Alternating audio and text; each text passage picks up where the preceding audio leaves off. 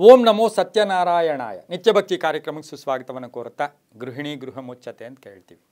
ನಾವು ಯತ್ರ ನಾರ್ಯಸ್ತು ಪೂಜ್ಯಂತೆ ರಮಂತೆ ತತ್ರ ದೇವತಾ ಅಂತ ಕರಿತೀವಿ. ಇಲ್ಲಿ ನಾವು ಹೆಣ್ಣಿಗೆ ಗೌರವ ಕೊಡ್ತೀವಿ.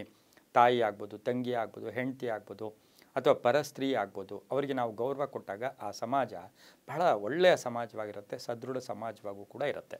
ಅದೇ ರೀತಿ ನೋಡೋಕೆ ಹೋದಾಗ ಇವತ್ತಿನ ದಿವಸ ನಮ್ಮ ಶಾಸ್ತ್ರಗಳಲ್ಲಿ ಉಲ್ಲೇಖ ಆಗಿರೋ ಥರ ಮನೆಯಲ್ಲಿ ಗರ್ಭಿಣಿ ಇದ್ದಾಗ ಆ ಗರ್ಭಿಣಿಯನ್ನೇ ಹೇಗೆ ನೋಡ್ಕೋಬೇಕು, ಗರ್ಭಿಣಿ ಇದ್ದಾಗ ಗಂಡ ಯಾವ ಥರ ನಡ್ಕೋಬೇಕು, ಅಥವಾ ಗಂಡನ ಕೆಲಸ ಕಾರ್ಯಗಳು ಹೇಗಿರುತ್ತೆ, ಗಂಡ ಯಾವ ರೀತಿಯ ಒಂದು ಮುನ್ನೆಚ್ಚರಿಕೆಯನ್ನು ತಗೋಬೇಕು ಅಂತಕ್ಕಂಥದ್ದು ಕೂಡ ಶಾಸ್ತ್ರ ರೀತಿ ಕೆಲವು ಉಲ್ಲೇಖಗಳನ್ನು ಇವತ್ತು ದಿವಸ ನಾವು ತಿಳ್ಕೊಳ್ಳೋಣ. ಹೆಂಡತಿ ಗರ್ಭಿಣಿಯಾಗಿದ್ದಾಗ ಗಂಡ ಏನು ಕೆಲಸಗಳನ್ನು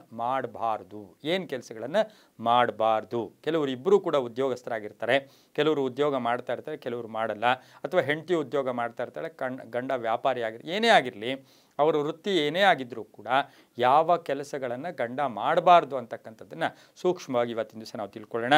ಪ್ರಪ್ರಥಮವಾಗಿ ಹೆಂಡತಿಯನ್ನು ಸದಾ ಸಂತೋಷವಾಗಿರಿಸ್ಬೇಕು. ಆಕೆ ನಗ್ನಗ್ತಾ ಇರಬೇಕು. ಆಕೆ ಗರ್ಭಿಣಿ ಅಂತ ಗೊತ್ತಾದಾಗ ಕೆಲವರು ಏನಾಗುತ್ತೆ, 5 ತಿಂಗಳಾದ್ಮೇಲೆ ನೋಡ್ಕೊಳ್ಳೋಣ, 7 ತಿಂಗಳಾದ್ಮೇಲೆ ನೋಡ್ಕೊಂಡು, ಇದೆಲ್ಲ ಬೇಡ. ಗರ್ಭಿಣಿ ಅಂತ ಗೊತ್ತಾದ ತಕ್ಷಣವೇ ಸದಾ ಆಕೆಗೆ ಸಂತೋಷವಾಗಿಟ್ಟಾಗ ಅದು ನಿಮಗೆ ಹೇಗೆ ಲಾಭ ಅಂದರೆ, ಹುಟ್ಟತಕ್ಕಂಥ ಮಗುವಿಗೆ ಪೂರ್ಣ ಆಯಸ್ಸಿರುತ್ತೆ. ಹುಟ್ಟುವ ಮಗುವಿಗೆ ಪೂರ್ಣ ಆಯಸ್ಸಿರುತ್ತೆ. ಅದರ ಜೊತೆಗೆ ಸಾಧ್ಯವಾದಷ್ಟು ಆಕೆ ಕೇಳಿದ್ದು ಸಣ್ಣ ಪುಟ್ಟ ಆಸೆ ಆಕಾಂಕ್ಷೆಗಳನ್ನು ಈಡೇರಿಸಬೇಕು. ಸ್ವಲ್ಪ ಹೊತ್ತು ಕೂತ್ಕೊಂಡು ಮಾತಾಡಬೇಕು ಜೊತೆಯಲ್ಲಿ. ಗರ್ಭಿಣಿ ಅಂದಿದ ತಕ್ಷಣ ಏನೋ ಒಂಥರ ನೆಗ್ಲೆಕ್ಟ್ ಮಾಡ್ತಕ್ಕಂಥದ್ದನ್ನು ಕೂಡ ಬೇಡ ಅಂತ ಹೇಳ್ತಾ, ಹುಟ್ಟುವ ಮಗು ಅದು ದೀರ್ಘಾಯುಷ್ಯಾಗಿರುತ್ತೆ ಅಂತ ಕೂಡ ಶಾಸ್ತ್ರಗಳು ಹೇಳುತ್ತೆ. ಹಾಗೆ ಹೆಂಡತಿ ಗರ್ಭಿಣಿಯಾಗಿದ್ದಾಗ ಯಾವುದೇ ಗಿಡಗಳನ್ನು ಗಂಡ ಕಡಿಬಾರ್ದು. ಈಗ ತೆಂಗಿನ ಮರ ಇರ್ಬೋದು, ಅಥವಾ ಯಾವುದೇ ಫಲಗಳು ಕೊಡ್ತಕ್ಕಂಥ ಗಿಡಗಳಿರ್ಬೋದು. ಗರ್ಭಿಣಿಯಾಗಿದ್ದಂಥ ಸಂದರ್ಭದಲ್ಲಿ ನಿಮಗೆ ಬೇರೆಯ ದಾರಿನೇ ಇಲ್ಲ ಅಂದಾಗ ಬೇರೆಯವರು ಕಡ್ಕೊತಾರೆ, ನೀವು ಕಡಿಯೋಕ್ಕೆ ಹೋಗಬಾರ್ದು ಅಂತ ಹೇಳುತ್ತೆ. ಜೊತೆಗೆ ಸಮುದ್ರ ಸ್ನಾನವನ್ನು ಗಂಡ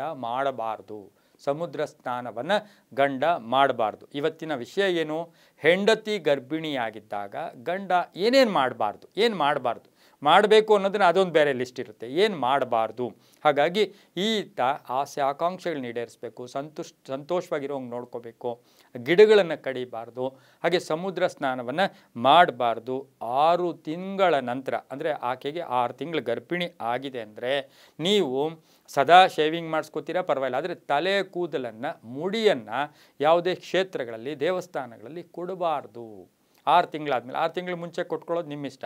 6 ತಿಂಗಳಾದಮೇಲೆ ಇನ್ನೊಂದು 3 ತಿಂಗಳಿರುತ್ತೆ, ಅಲ್ಲಿ ಮುಡಿಯನ್ನು, ತಲೆಯನ್ನು ಕೊಡಬಾರ್ದು ಅಂತ ಕೂಡ ಹೇಳುತ್ತೆ. ಅದ್ರ ಜೊತೆಗೆ ಗರ್ಭಿಣಿಯಾಗಿದ್ದಾಗ ಸಾವಿನ ಮನೆಗೆ ಹೋದರೆ, ನೀವು ಆ ಸಾವಿನ ಮನೆಗೆ ಹೋದರೆ ಆ ಶವವನ್ನು ಮುಟ್ಟೋದು, ಎತ್ಕೊಂಡು ಓಡಾಡೋದು ಅಥವಾ ಓಡಾಡಿಸೋ ಅದರ ಇದು ಮಾಡೋಕ್ಕೆ ಕೂಡ ಹೋಗಬಾರ್ದು ಅಂತ ಕೂಡ ಶಾಸ್ತ್ರ ಹೇಳುತ್ತೆ. ಅದರ ಜೊತೆಗೆ ಹಾಗೆ ಹೋದಾಗ ಕ್ಷೇತ್ರಗಳ ತೀರ್ಥ ಸ್ನಾನವನ್ನು ಮಾಡಬೇಕು.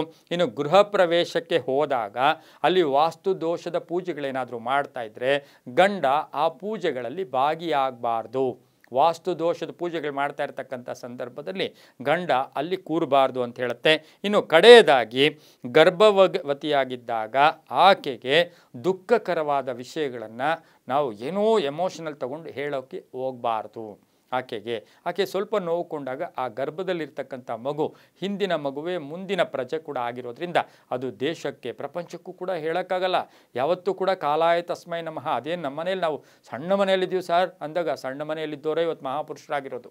ಹಾಗಾಗಿ ಆ ಹೆಂಡತಿಯನ್ನು ಸಂತೋಷವಾಗಿಟ್ಕೋಬೇಕು. ಸಂಧ್ಯಾಕಾಲದಲ್ಲಿ ಶುಭ ವಾರ್ತೆಗಳನ್ನು ಆಕೆಗೆ ಹೇಳಬೇಕು ಅಂತ ಹೇಳ್ತಾ, ಎಲ್ಲವೂ ನಂಬಿಕೆಯ ಆಧಾರದಲ್ಲಿ ಅಂತ ಹೇಳ್ತಾ, ಸರ್ವೇ ಜನಾಃ ಸುಖಿನೋ ಭವಂತು, ಸಮಸ್ತ ಸನ್ಮಂಗಳಾನಿ ಭವಂತು.